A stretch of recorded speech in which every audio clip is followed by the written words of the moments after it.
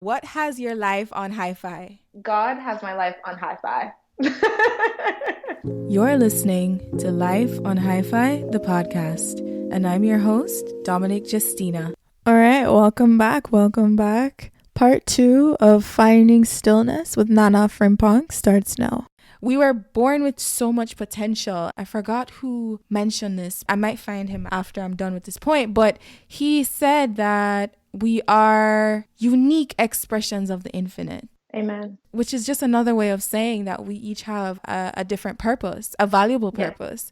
So it's like finding, and I consider myself to be on this journey of self-mastery. It's like finding the flow and the humility to become a vessel for the infinite. So in a sense, that person that we've never met, we probably experienced, and we just want to experience more of that because it kind of feels like you're on top of the world. It does when you surrender, but it takes so much to get there.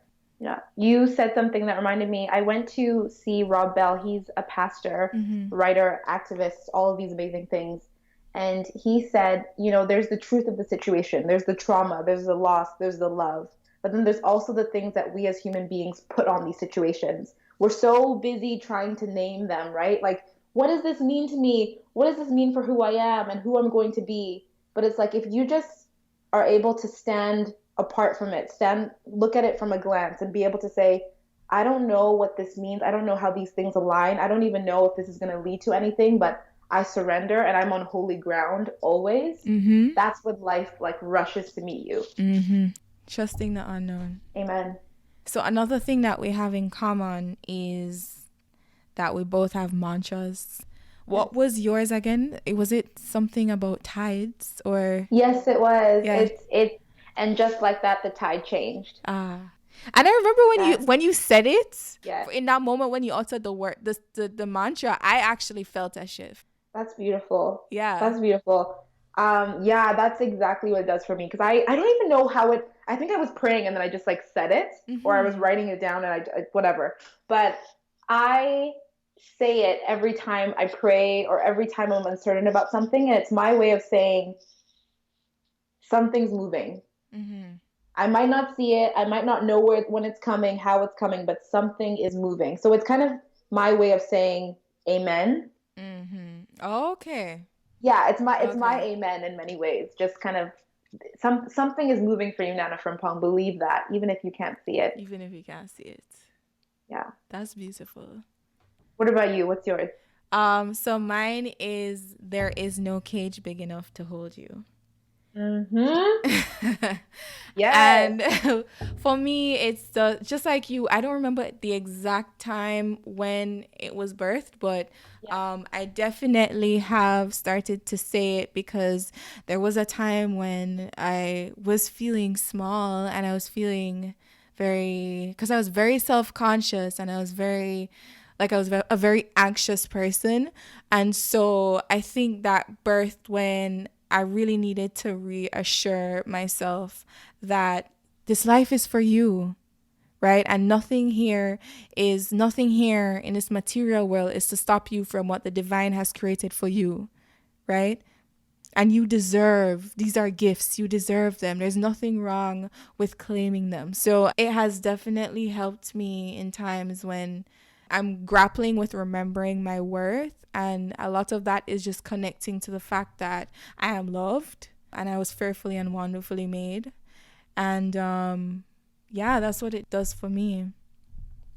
That's so beautiful. And everything you just said just cements once again that self-worth, that feeling that you deserve this. It comes from the infinite, right? There's no We've done so much. We've organized on campus. We've led so many things. But it's when we talk about the things that have shaped us and made us who we are, it's the stillness. It's those concepts of love and surrender. It's pure. It's internal. It's internal. Definitely. And it's infinite. Internal. Yeah, and it's infinite. It does not run out. Yes, it does not. But you need to put in the work. That's the sucky thing. No, because work builds character, right? Yes. Imagine if we didn't have to put in the work. How would we evolve? How would we evolve? I don't even know. We wouldn't. be what it Exactly. What advice would you give to somebody right now who is going through a lot of busy? They're doing this, that, and the third, and they're struggling to prioritize themselves or put themselves first. I would say, well, I think one question that you need to ask yourself is, why am I doing this? Mm-hmm. Why am I doing this? And for some reason, not for some reason, for some people, it looks good on my resume is a good enough answer. And if that's who you are, own that, right? For other people, it's like, no, I really believe in this community and I want to help XY person. And I believe that this will change something. If that's your reason, stick with that and work that reason. But I think getting honest with why you're doing what you're doing frees up so much time and energy, Mm-hmm. because you start to realize, oh, I'm only doing that because my mom thinks it's important, or I think the guy that I like thinks it's important. Everybody outside of me thinks it's important. But when you get still and you ask yourself, I think that frees up a lot of energy and kind of that anxiety that people feel. Mm-hmm. I think another thing is you have to, once again, like what we've been saying, like it takes work and you need to prioritize yourself. We Mm-hmm. were really fortunate in that we were able to do school and we were also able to organize. Not everybody can do that. And I think, once again, getting honest about what you can do, what your capacity is essential because you have to put yourself first. And sometimes that takes time to understand. Because I know for me, I thought, okay, as long as I'm doing the work, that means I'm valuable and that means that I'll be fine. But then you realize that you're not fine, right? And Yeah. then it's just you in your bedroom and you're like, why do I feel so depleted and sad and anxious and all of these other things? And it's because you didn't take time to like look at yourself and invest in yourself. And how And it's many, so hard. sorry, how many stories do we hear of people who seem to have it all externally, Yeah, but they commit suicide or they overdose or they check themselves into rehab or they're yeah, going through some stuff and you're like, but this person is successful. This yes, yeah, person has all of these people, all of these relationships, all of this money. Why? And I think it goes back to us being spiritual beings and us like needing that fulfillment, not externally, but from the infinite. So it's an internal source. It's the internal work that we do that really aligns us with our value. hmm. And Pete Rollins, I don't know how to describe him. He's just this amazing man. And he said, you work so hard to fulfill things only to realize that the things that you fulfill don't fulfill you. Oh, And isn't that the truth? it And, is. and he says, maybe we need to realize that the beauty of life is the struggle. Because once you get the thing, once you get the leadership role, or you get the A in class, or you get the person that you want to date, or whatever it is, Mm-hmm. it's like that thing in you that was like craving that, all of a sudden you're like, oh, why do I still feel so empty, even though I'm getting such and such marks and I have this title? And Yeah. it's because it's the pursuit, the difficulty, the struggle is what makes life so beautiful. Yeah. And we can always turn pain into purpose. We Always. can always turn pain into purpose. I'm just remembering that the person I was mentioning, the one who said that we are all unique expressions of the infinite. His name is Dr. Michael Bernard. I don't know if you know him. Oh my, Dominic, I love You him. love him? Oh, Yes. okay. So Oprah did a Super Soul conversation with Yes. him, and that, oh my gosh, I loved that conversation so It was so good, much. right? Yeah. So if you are Oh my goodness. seeking any kind of guidance or counsel in the department of finding your purpose, definitely check out Oprah's Super Soul conversation with Dr. Michael Bernard. It's exceptional. And he does this other super soul conversation where it's just him talking. It's about 30 minutes, I think. Mm-hmm. Mm-hmm. If you search that, you'll find that. But he's so amazing. He is. So, four things I've learned just from stillness. We've Mhm. basically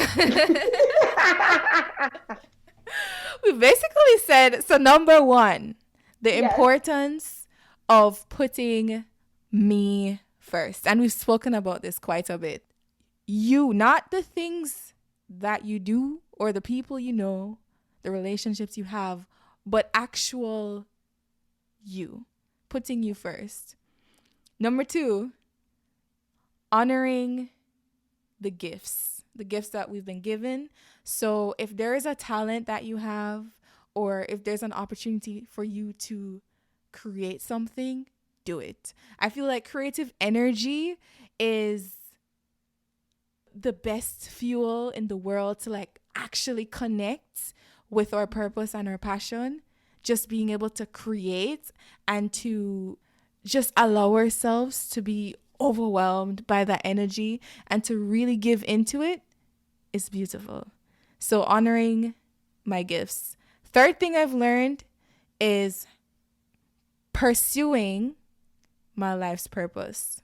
Nana, what you mentioned earlier about the why, I think asking why are you doing this? Why? Instead of focusing on how, I think that question alone puts you into a space of figuring it out, navigating the truth and figuring out why we're motivated to do something. And then the fourth thing has definitely been strengthening my relationship with God, because before anybody else, and I've always been somebody who knows and recognizes that I'm here to serve and I love helping people, but I realize that before anybody else, I am seeking a strong relationship with my Creator, and He alone can order my steps.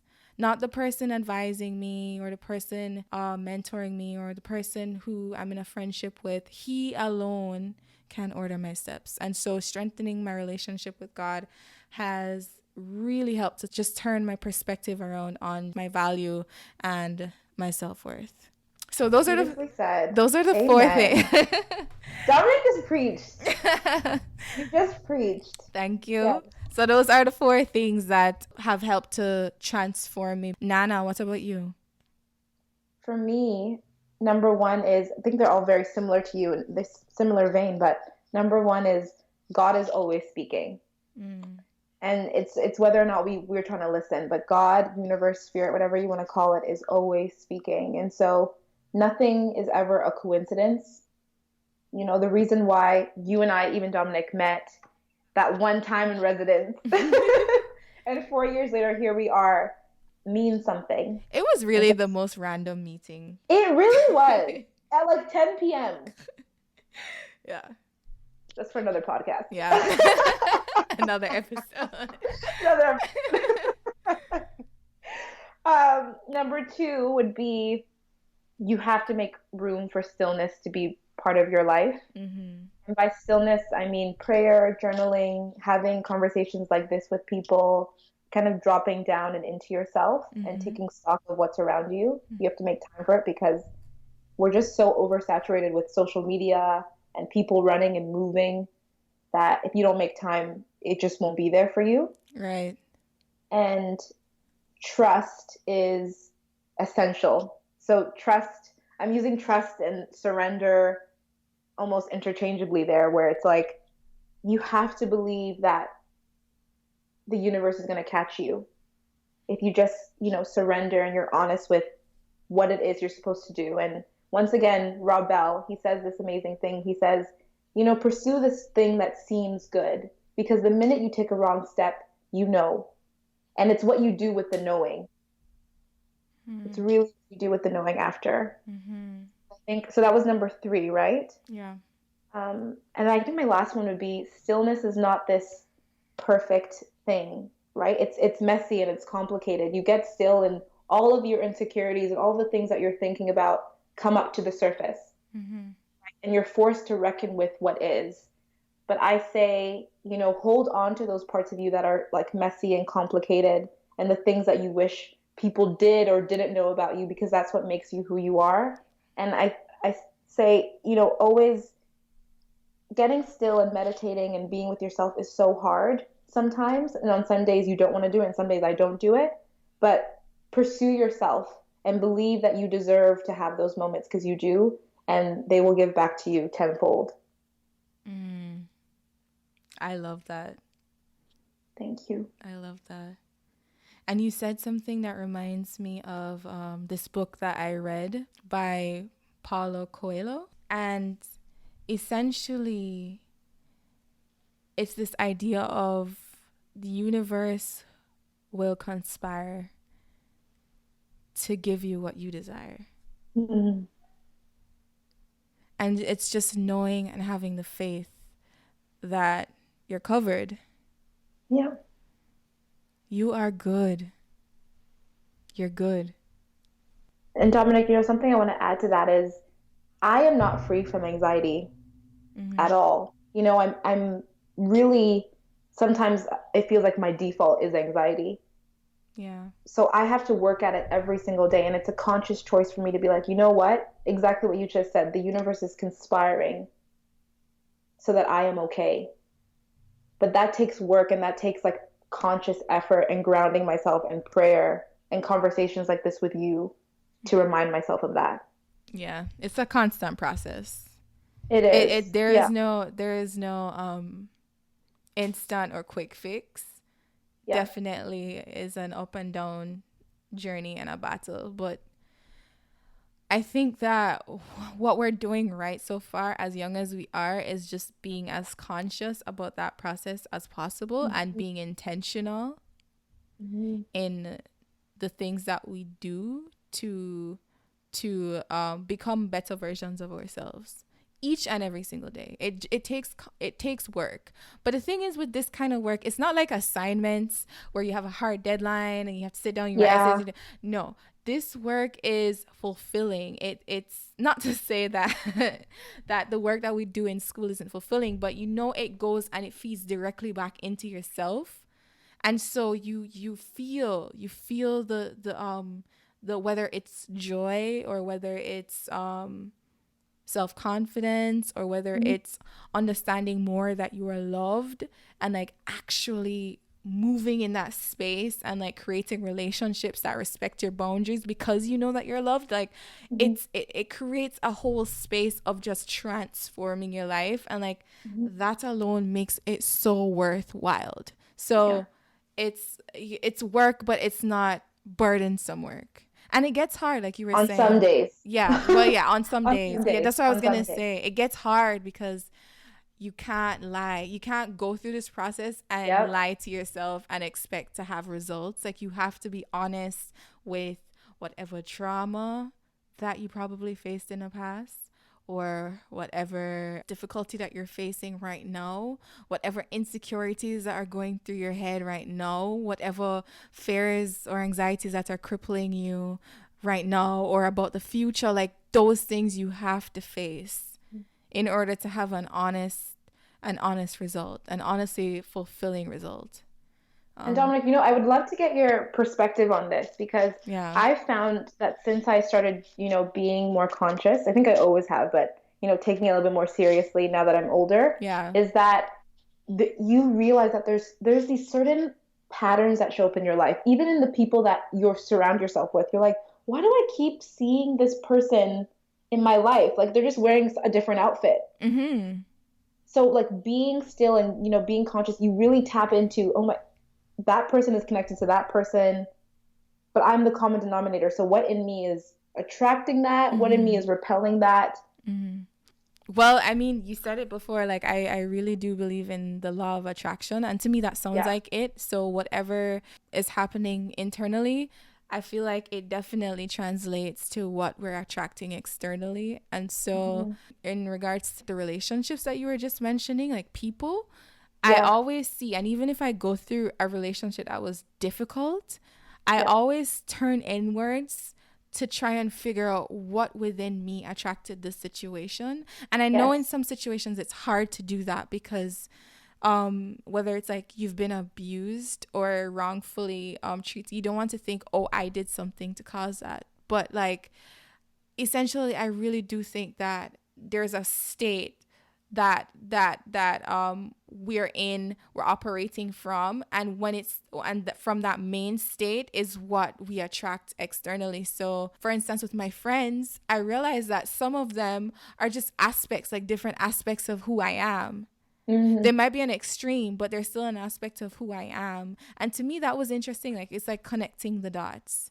Yes. Yeah. The same way we can attract difficulties or struggle based on the stories that we're telling ourselves internally, we can also attract success by shifting our mindset, which is why I really, really do believe in the power of thoughts and thinking and like speaking things into the universe, because I've witnessed where it has happened to me. I love that. Very true. And that's a wrap. Hey. Amen. Oh my gosh. Thank you for having me, Dominic. This is beautiful. Thank you. If you enjoyed that conversation, remember to hit subscribe so you can follow Life on Hi-Fi episodes. Life on Hi-Fi is found on Spotify, Apple Podcasts, and any of your favorite streaming sites. That's it. Take care, y'all. Stay Gucci, stay fly, and keep creating.